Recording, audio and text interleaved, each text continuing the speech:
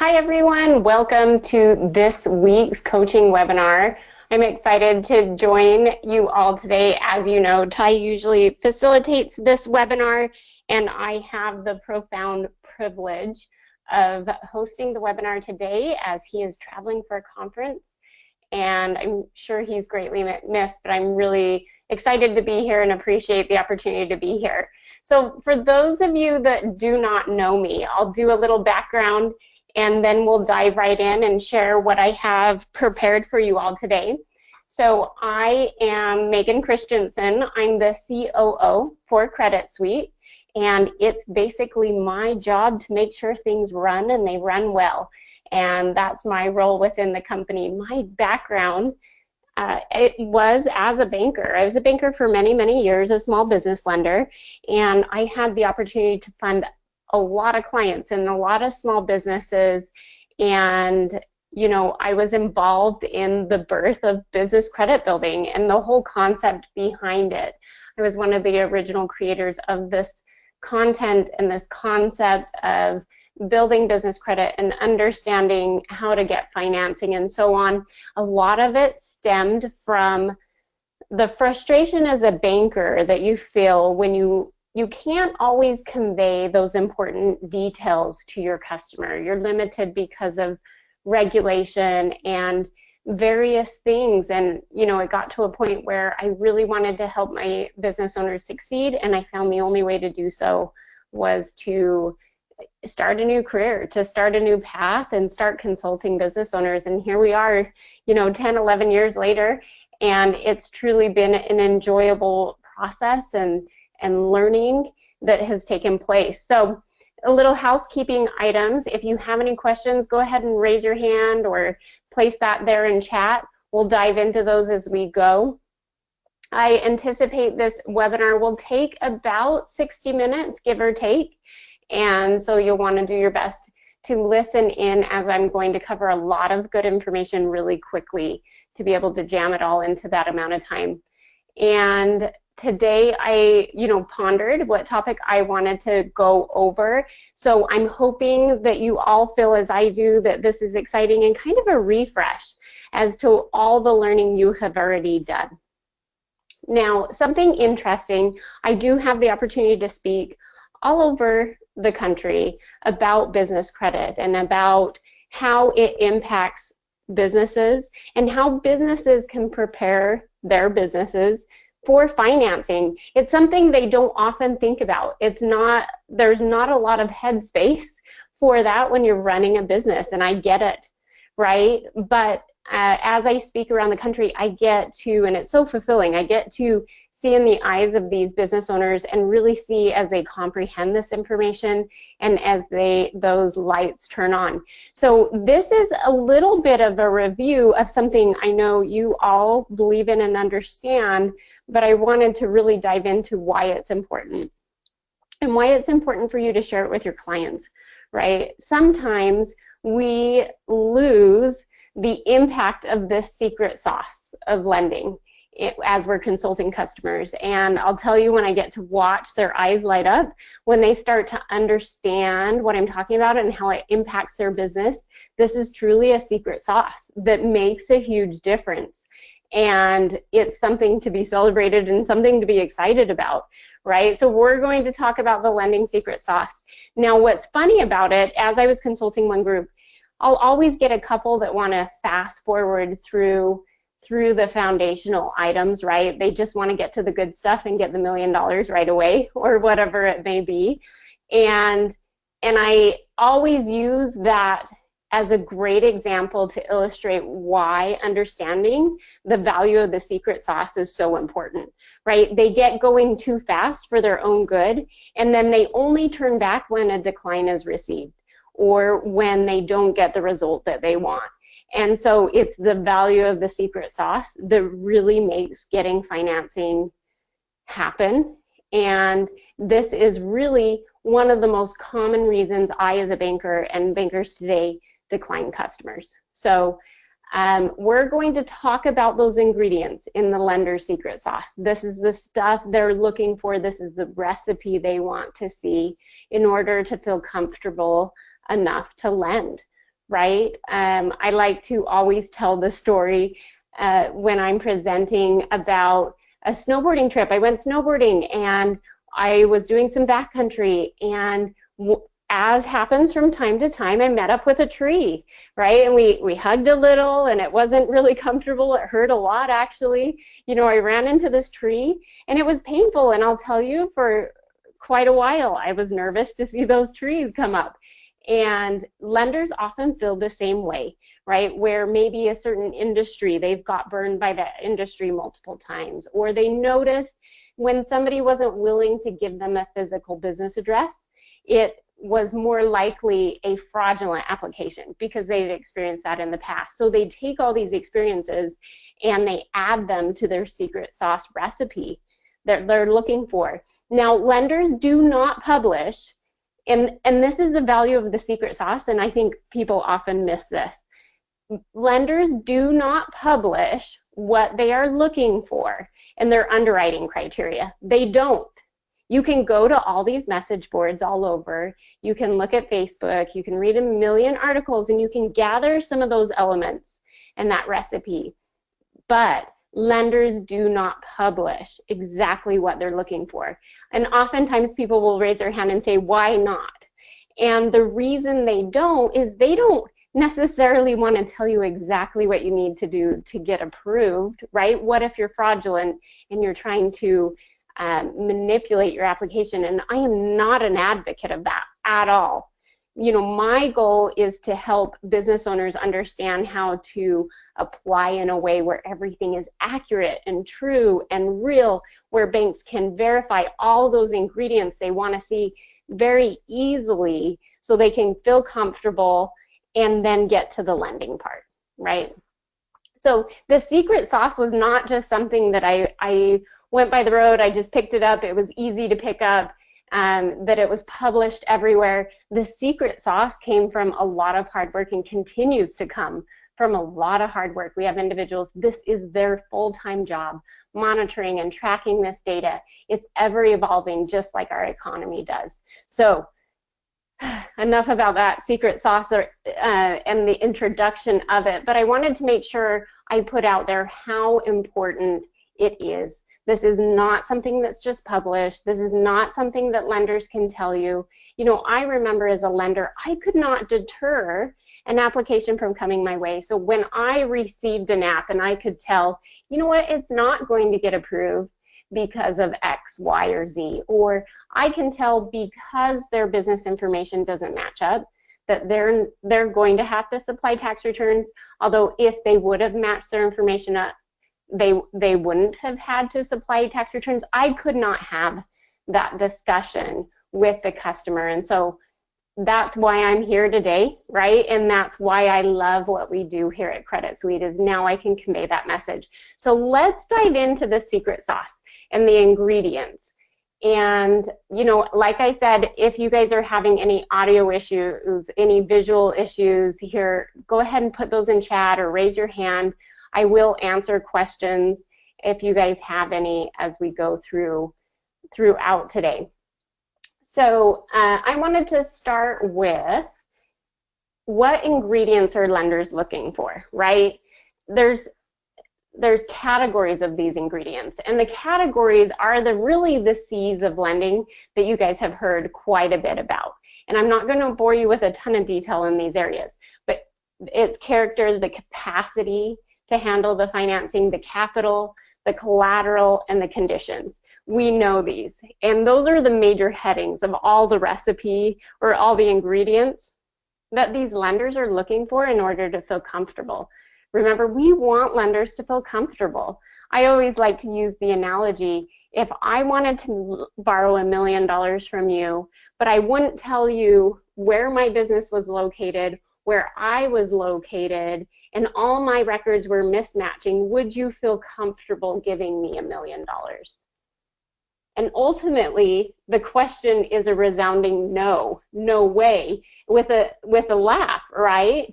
And so it's funny to me how many times businesses try that approach with lenders, and that is definitely in the character heading one of the ingredients that is really vital to getting financing. So we want these lenders to feel comfortable. We want them to know they can verify the business, etc. So let's really dive into the character of the business here. What is the business character, right? What composes the business character? Now, here's some areas. We're going to talk about them briefly, and then I'm going to take you to the business credit builder, because really the business credit builder is built to address these items, the secret sauce, right, that lenders are looking for, that we work so hard to maintain. So one of the things that lenders really want to see that makes them feel comfortable, and remember, lenders get this huge, outstanding volume of fraudulent applications. So this is often their first check, is the business structure and the business records. And when I'm talking about business structure, is this business even incorporated? Is it even real, right? So the business structure, I like to use the analogy of an individual to a business. So for instance, when you were born, you received, if you were born within the United States, a birth certificate in the state in which you were born. Well, the same is true with a business. You get a birth certificate for your business, if you will, within the state that it's incorporated. So if you incorporated in the state of Florida, for instance, your business is structured within, the entity is within the Secretary of State of Florida. And that's where your business, in effect, is born, right, is within the state of Florida. Now, the EIN number is with the IRS, just like your Social Security number is with the IRS. So it's important that business owners understand that lenders like to see a business structure. They like to see that there's formality to your business. That makes them feel more comfortable. A sole proprietorship is really just an individual doing business as, right? It's not as much of a legal entity, if you will, outside of the individual. So many may assume, and lenders assume, if you're a sole proprietorship, typically you haven't been in business as long, maybe your business isn't as big, or maybe you're not as serious about your business. So the structure is an important key ingredient that lenders are looking for. The next is business records. Now, this is something business owners deal with day in and day out, and it's something they need to be aware of throughout the life of their business. And I will be honest, like I said, when I teach these concepts, this is about the time somebody raises their hand and says, okay, where do we get to the fun stuff? When can we learn how to get the personal or the business credit without a personal guarantee? How do I go? I want to dive right into the fun stuff. This is the foundation. And I just received a message from Stephen. He said he lost a couple minutes. I didn't have any other reports of that. So if you are having any audio or visual issues, of course, check your internet connection, but you can also report them in so I can track and see if maybe that's a go-to webinar issue. So anyway, your business records are a really important part of what makes lenders feel comfortable. And I know we want to fast forward to the fun stuff. Thank you, Apple, for creating this environment and this culture in which we feel like we want everything and we want it now, right? And it's not a terrible thing, but at times I feel like I have to help business owners slow the bus down to help themselves, right? And help them understand the true value of the secret sauce, right? This is where most applications are declined. It's within this character portion of building a business. And so it's because we often fast forward past this and we go right into applying for the financing. So someone just asked if the playback will be available. Absolutely, always available. Okay, so let's dive right in to the next item we're going to talk about is the credit history. So let's dive right in to the Business Credit Builder. And I'm going to take you here. This should all look pretty familiar to all of you. So right here, we're going to the business credibility. And this is what helps lenders feel comfortable, right? We could spend a whole year just talking about the business name and the intricacies in just picking a business name, making sure you don't have a high-risk industry, making sure the business name is even available before you set up your website and your email. That's a common hiccup that business owners make. The other is the business address. So with the business address, a lot of business owners struggle with this concept. And what it is, business owners often will try and use a P.O. box or some sort of address that makes them, that's a little simpler to get at first, right? The issue with that is that same analogy I already used. I wanted $1 million, but I didn't want to tell you where my business is located or where I'm located. Does that concern you? And absolutely it does. So why do we ask banks to look past it? Remember that banks have Google just like you do, right? Banks can Google and see that it's a P.O. box with a FedEx store, a UPS store, etc. So it's important that the business has an actual physical address that it's using. Now, I'm going to throw this out there. I would prefer that a business owner uses their home address as their business address if their only other option was a P.O. box. Hands down, I would prefer that a business owner uses a home address when they're applying for business financing, when they're building their business credit, and on all their business records, because, like I said, lenders like to see that physical address. Now, I know that opens up other concerns, right, where really the Secretary of State filing is public record. So people are going to be able to see that, and the business owner needs to be okay with that if that's the direction they go.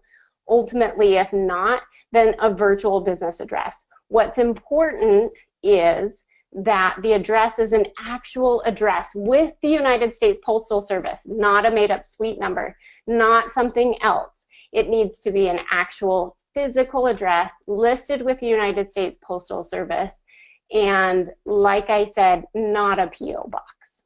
Okay, so a lot of business owners have a lot of questions on this. This is where we do a lot of customized consulting because every business is so different. It's that secret sauce, right, that we've been talking about, where we really break down how lenders react to business address and we apply that to a specific business owners.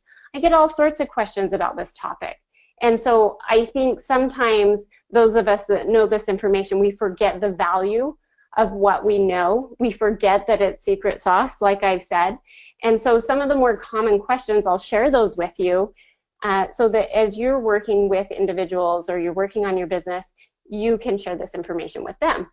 They'll often ask me, if I have used a P.O. box, can I change it? Is it going to hurt my business?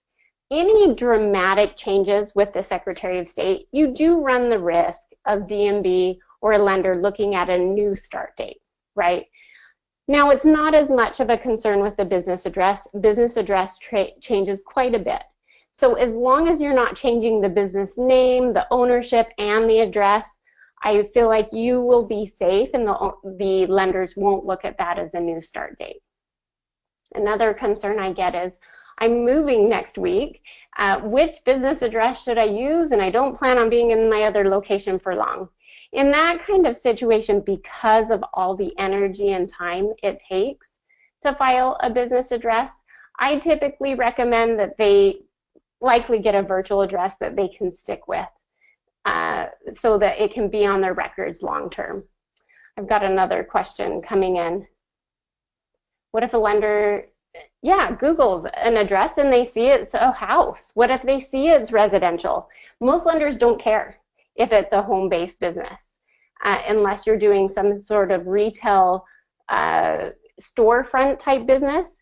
But most of the time, they just prefer that all your records match and that it's a real physical address. It's not a P.O. box.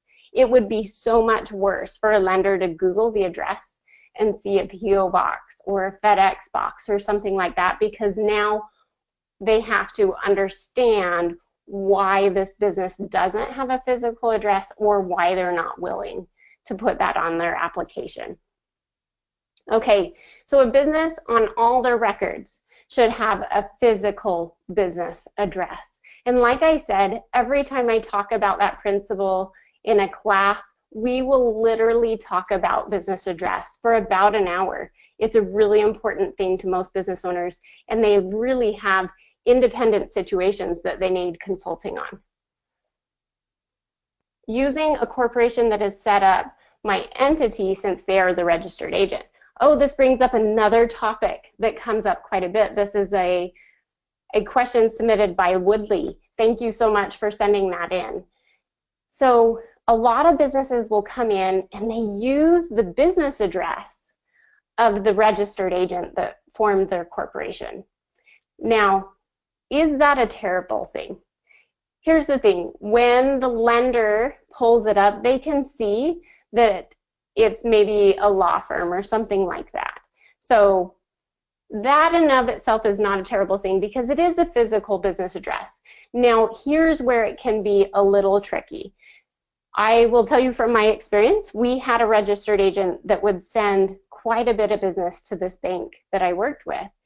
And at one point, this registered agent wasn't making great choices for their customers, and they had a large volume of fraudulent applications and new business accounts that were getting set up. Once the bank keyed in and honed in on that, we shut down every single account we had ever opened and every credit facility we had ever opened for a business using their physical business address. So all these companies that had got their entities through this registered agent found themselves with closed checking accounts and credit accounts. So there is risk into sharing your business address. Beyond that, you know, that doesn't happen all the time. But beyond that, business credit is reported using the business name and address. If you have multiple businesses at the same address, the probability of getting inaccurate information on your report increases dramatically. So that's something else to be aware of. If at all possible, I would suggest you use address that isn't shared by hundreds of other businesses. All right. Okay, and they said, well, it's on my paperwork. What do I do? You'll want to update that information. So like I said, we already had lots of great questions come in.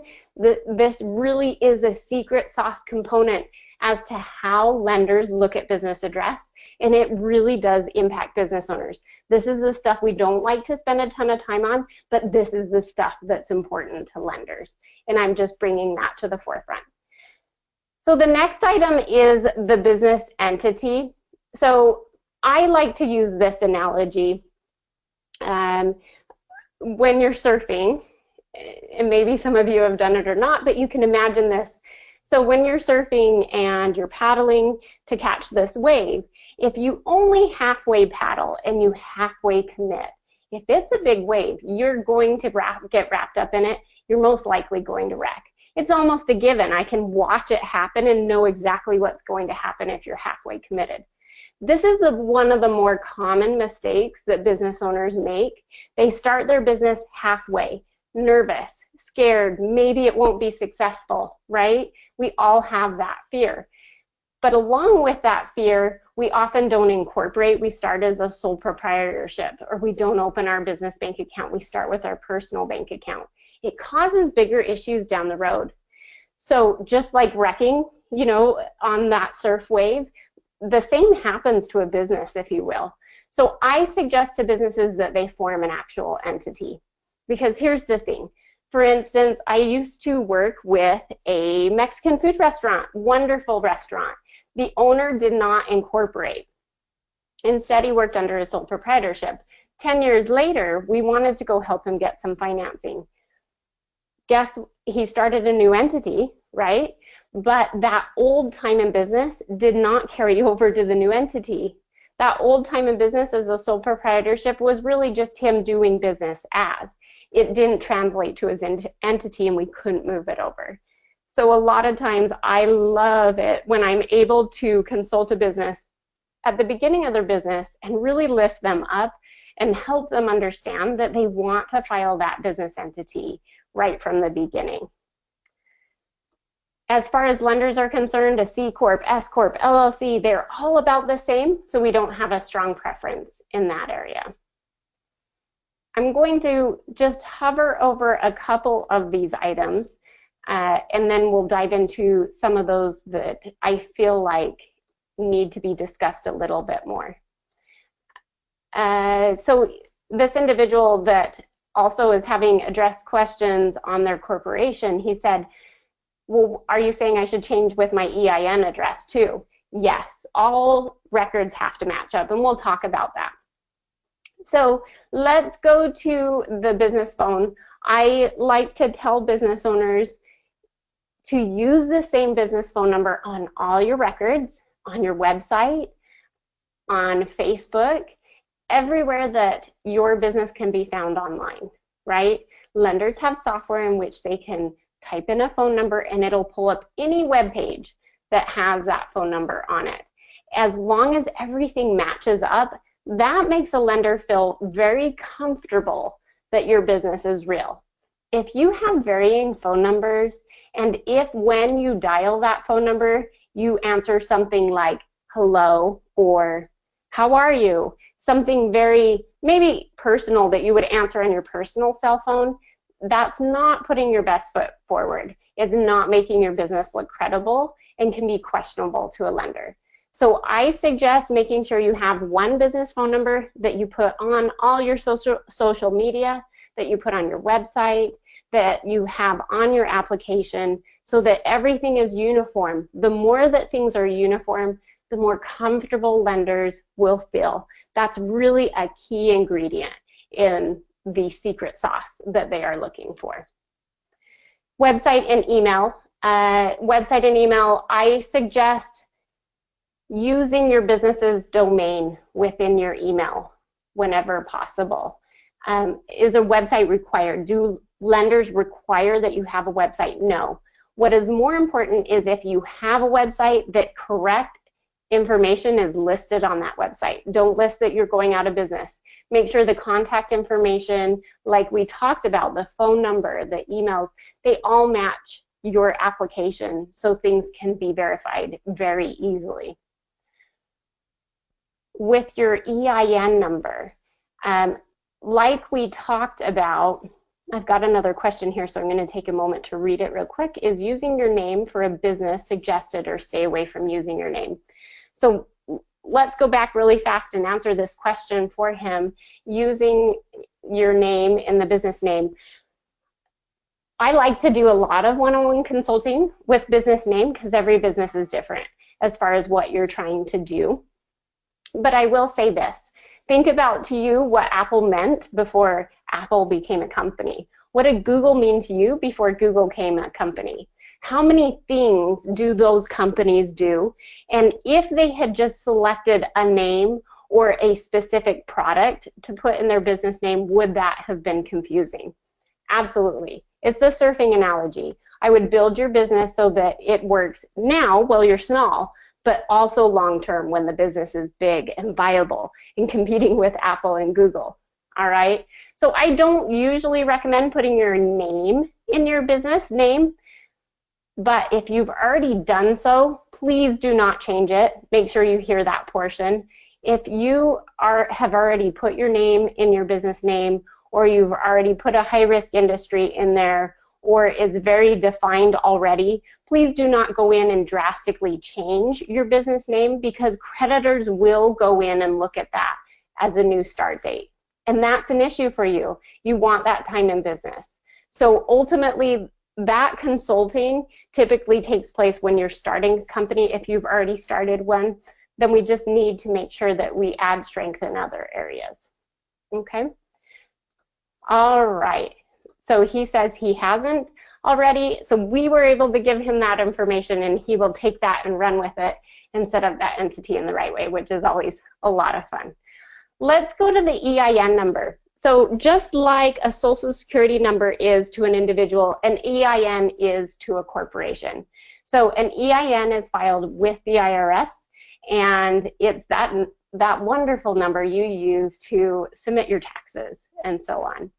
Oftentimes, lenders, not lenders, business owners think that their EIN is what is used to report business credit data, when in fact it's the business name and address. So first off, we want to clear that up. It's the business name and address. Your EIN number, though, that information does need to match the information on your business entity with the state, and it should also then match the information on your application. So we had a gentleman that placed a comment and said, well, if my address isn't correct, or I need to update my address with the Secretary of State in which I've incorporated my entity, do I then also need to update it with the IRS? My answer to that is absolutely. We need everything to match. And so you'll want to, if you haven't applied for the EIN, make sure you use the information that matches the information you submitted when you filed your entity. You want that information to match up. It's important for your business to have an EIN number. A lot of lenders may look at that also as a start date. They're going to look for it and see if you have one. And the more records they can have where everything matches up, it makes them feel more comfortable. It's a key ingredient in the secret sauce. So make sure you get your EIN number. The next one here on this list here, and if you can see it, is the business license. Now, not every city, state, and type of work requires a business license. So what I like to say is, if one is required, then you should have one, correct? And if one is required, then the information filed on your business license should match the information on your business entity, your EIN number, your website. You're catching the theme here, right? Everything should always match. So what you can do, every city, state, county is different. They all have different guidelines on when a business license is required. In the state of Nevada, they may require that you have a business license anytime you have a Nevada corporation, and so on. So I recommend calling the state and city offices to see if a license is required for your type of business. So that is the business license. Let's go to our next area, the business bank account. This is one that lenders like to see too. This is a good key ingredient in the secret sauce. Lenders like to know that you have an established business bank account in which you're not mixing funds from your personal account, right? We come right back to the surf analogy, where a lot of business owners are a little timid at the top of let's see, I had another comment. And so just wanted to read that there. Thank you for your feedback. Business bank account, a lot of lenders like to see that you're not mixing your personal and your business. It's the surf analogy, right? Where we are nervous to start a business. We don't want to fully commit because what if we fail? What if it hurts? But it's often that hesitation that can really hurt the business, right? So a lot of business owners will run all their business expenses through their personal checking account, and then when they get bigger, they will move it to the business side. Well, the issue with that is that lenders want to see all that history under the business checking account. And when it's not all there, why was it on the personal side? And then not only that, they don't want to comb through all your transactions and figure that Chipotle was a personal purchase and that your Secretary of State filing fees was a business purchase. They don't want to have to comb through. They want to just have it already separated. And that's a key ingredient in the secret sauce. Now, I have merchant account on there just because it is such an important part to businesses that take credit card and debit cards to operate. The same goes with the merchant account. You want to make sure that the correct business information is listed with it. Now, with all of this, Yes, it is, Brian. It's recorded. So if you do have to leave, we will miss you. And you can submit your questions before you leave and we'll answer those. But you can listen to this afterwards. And those of you that do have questions, get those ready because we'll do a little Q&A afterwards. I'm sure a lot of you have questions that others would like to hear. Now, on the merchant account, we talked about that, making sure all the business information matches, right? Now, this is the wrap-up step, and I almost feel like it should be bolded and twice as big as everything else. So, on the wrap-up, the business name and address and information should match on all your records. We're talking business name, phone number, email. We're talking address. Those should be the same on all of these records. The business entity, we're talking about the EIN, the website, your business phone, the license, the information that you use to file your license should match. And the information on your business bank account, the name and the address, it should match. That makes lenders feel extremely comfortable. And I would say is a key component, and it's a key ingredient to the secret sauce. Without that ingredient in the secret sauce, that sauce is not the same, all right? And it's really a key part. At this point, I usually have a million but what ifs, or do I really have to? And it's when we do the funny, somebody comes up with a full sheet of paper, they rip the corner, and then I ask, is it any longer a full sheet of paper? And the answer is a resounding no, and we laugh about it. Right? Because we all naturally don't want to spend time making sure our business records match. We don't have time, we're business owners. But here's the thing, and this is why I'm conveying it in this way. That is the key ingredient to the lender secret sauce. And we're ignoring it, and it's biting us in the rear end as business owners. And so that's why I feel like we have to get back to the basics. And we have to remember that this is the secret sauce. This is what makes lenders feel comfortable, is this information matching. I was working with a lender that was working with a customer, go figure, right? That's what we do on a day-to-day basis. And they had this long list of things that weren't matching. Their terms and conditions had an old address on it. Their business bank account had another address. The website had another address. Another landing page had a different phone number. You know, things weren't matching up, and that lender was nervous. So they had an itemized list of things they wanted to see to offset that concern. Does this come up? Daily. We don't want to cut those corners. I like to use the phrase because it's a little funny and it sticks with us all. Let's get really matchy-matchy, right? Where it's a monochromatic color scheme. Everything needs to match. All the records absolutely need to match. We do not want to cut corners here. Yes, we want to be annoying about it, and that's what makes lenders feel really comfortable. I just had a thought of something I hadn't brought up.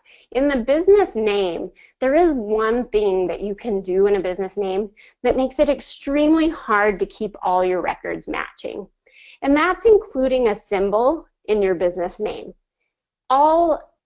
Most systems read a symbol in two ways, right? They'll look at it in we'll call it computer language, and they'll look at it in more of a text format the way you and I see it, right? So when you use a symbol in the business name, you have no idea how their lending software will translate the symbol, or how that symbol translates with the United States Postal Service, with the Secretary of State, with the IRS. They're all going to break that down differently, and almost every time a business has a symbol in their business name, I know we're going to get additional documentation requests. Symbols are really hard to work with. Now, I did talk about I wouldn't do any drastic business changes, but especially in the name, but if you've got that symbol in there and you're starting a business, I would change that. Now I've got some questions coming in. I'm going to review them and see if now is a good time to answer them. Okay, let me wrap up this principle and then we will get over those questions in the Q&A. They're great questions and I think they'll be really helpful to everybody listening in. So symbols are difficult in the business name. They really are, and to be mindful of that. Okay. Now, let's dive into, we had talked about how credit history is also a component in this recipe for the character of the business, right? And as we're verifying the business information, we should be also mindful of that. So let me get this pulled up here for you. And I'm going to show you a little bit of what I mean here.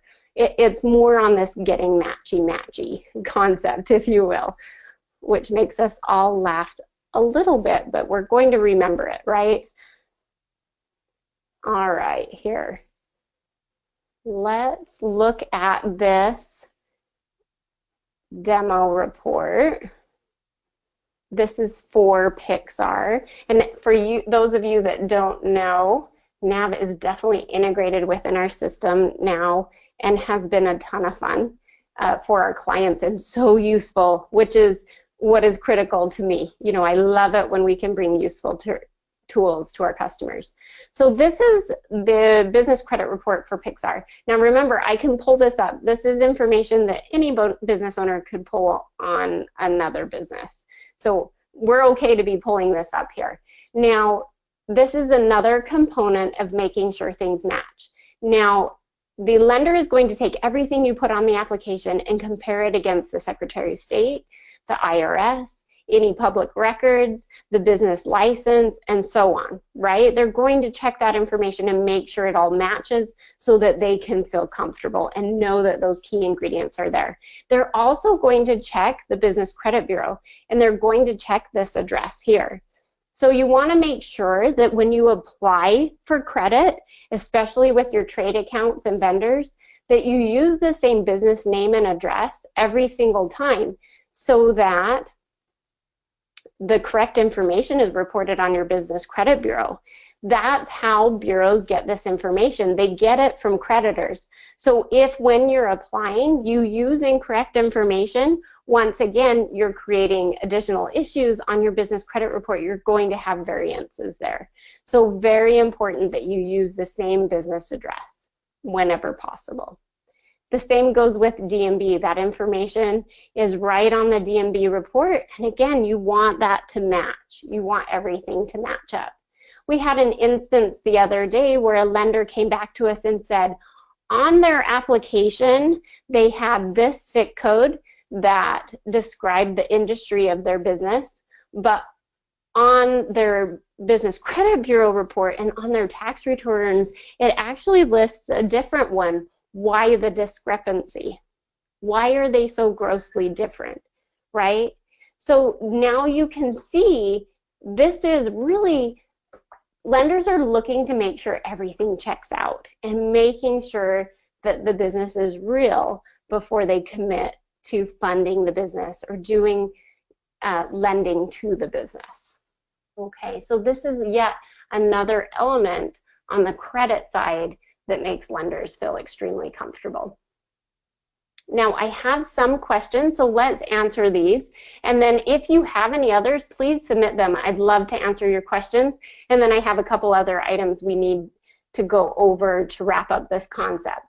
So can I use RingCentral for my main phone number, 800 number that I can answer according to the company when I get calls? You can use an 800 number as your actual business phone number to list yourself under 411. They will list an 800 number. They like local numbers too. So with that, I would say yes, you can use an 800 number. Just make sure that 800 number is used on all of your records. And then keep in mind, they're going to need a direct number to you so that they can get a hold of you. So make sure you don't put your 800 number as your best contact number with the lender. Can you have a business address and a mailing address? This is a fabulous question. Absolutely. And I'm a big advocate of that. There's a lot of business owners that do not want their statements going to the business. They don't want their employees opening them. That's completely understandable. You can have a separate mailing address. You can have a separate mailing address typically with your state too and the IRS. So yes, you can have one physical business address and then you can use another mailing address. Just make sure you put the mailing address always in the mailing address fields. If you guys have any other great questions like those, go ahead and submit them. Even if you feel they're not great, I promise there are no dumb questions out there. All right, so in building your business credit, you guys can see that this information is important, right? It's right there. The codes that you use, important. It's right there. The date founded. This often is that Secretary of State date. So make sure that you incorporate and that you're willing to dive right in and get that business started. And it leads to a lot of success. I will tell you, in all my years of consulting and lending, these are the key components that would help most of my customers with the issues that they feel and experience on a regular basis. And it's funny because oftentimes we see it as the basics and maybe a little dull even. I'm just going to say it. I was in a meeting and Ty said, but I want to get to the fun stuff, right? And we all feel that way. These components that we talked about today are really a key part of the secret sauce. I will tell you that our lending department runs into these type of issues on a regular basis. You know, as we do our training, they'll bring up examples. Well, this customer, they had this address and it didn't match, etc. And those are the issues they run into. It's not even always their credit history that is really hindering them from getting financing. So I've got another question. When we sign up with NAV, do we get access to other businesses' credit reports? You don't. You just get access to your own, which I think is extremely a huge value.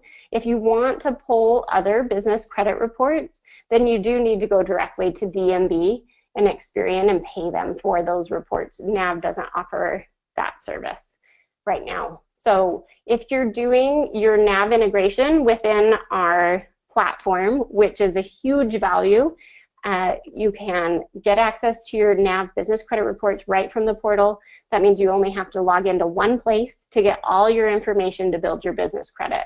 And it's really been a fantastic tool, and you guys can check it out there. I've got more questions. When we use a self-directed account for a business account, and does it look bad to have money more than one business account? Let's see, I'll try and clean that question up a little bit. Can we use a self-directed account for a business account, and does it look bad to have more than one business account and banks?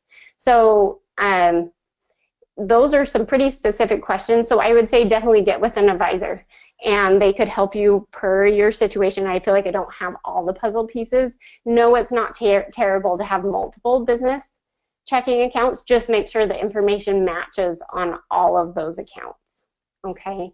And banks don't like to verify a ton of various accounts to understand what's going on. So just keep that in mind. They get a little lazy when you start to have 10, 20 accounts. That's a lot of verifying that they have to do.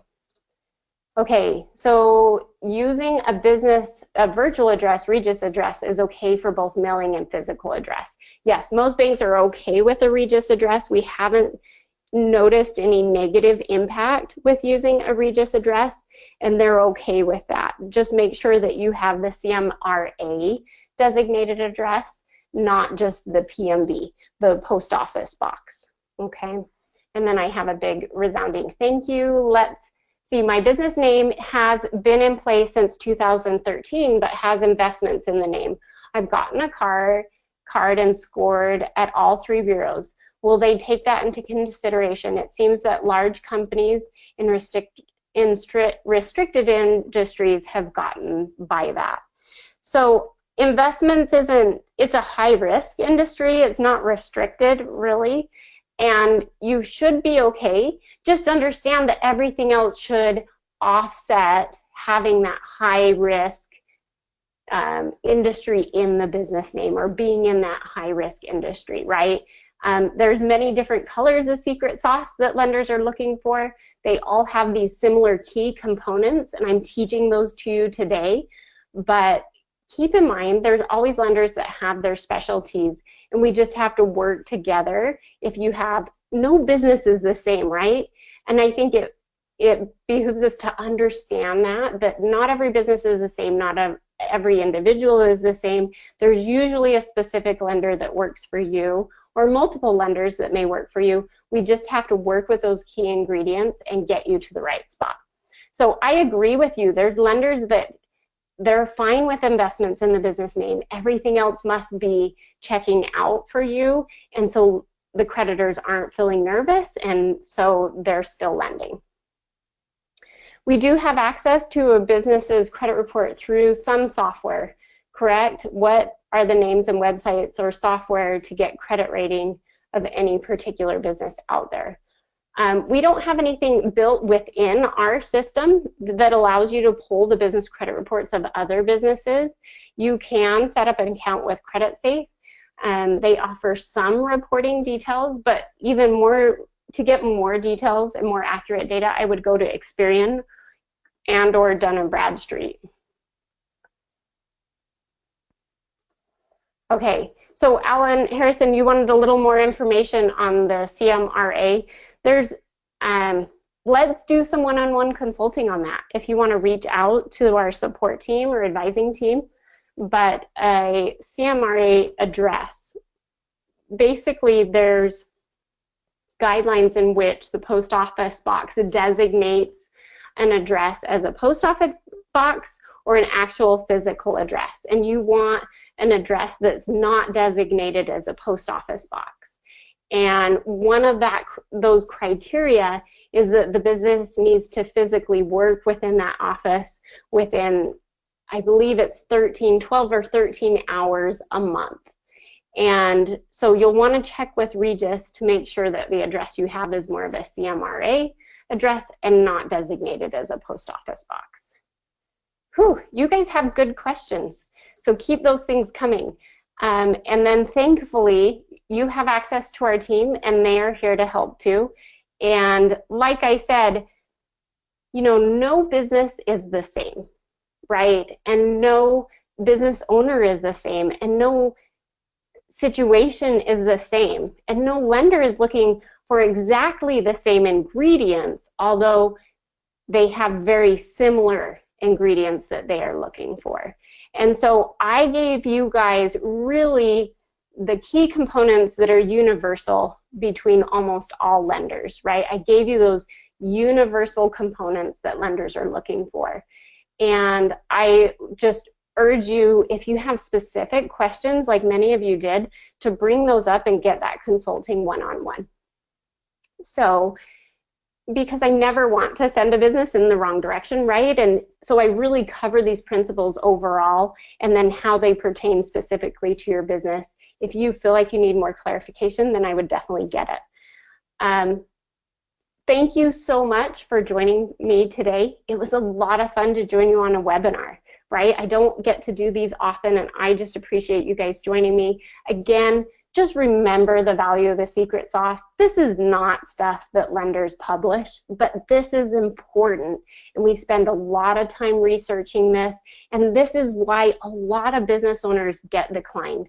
And if you can pass that information to business owners and to yourself, I know it makes a big impact. So thank you so much for joining me. This recording will be on YouTube, and you'll have access to it in your back office, so go ahead and check it out there. I'm getting lots of thank yous. Thank you so much for joining me and your positive feedback. And Ty will be back next week, but hopefully he'll call me in as a guest again.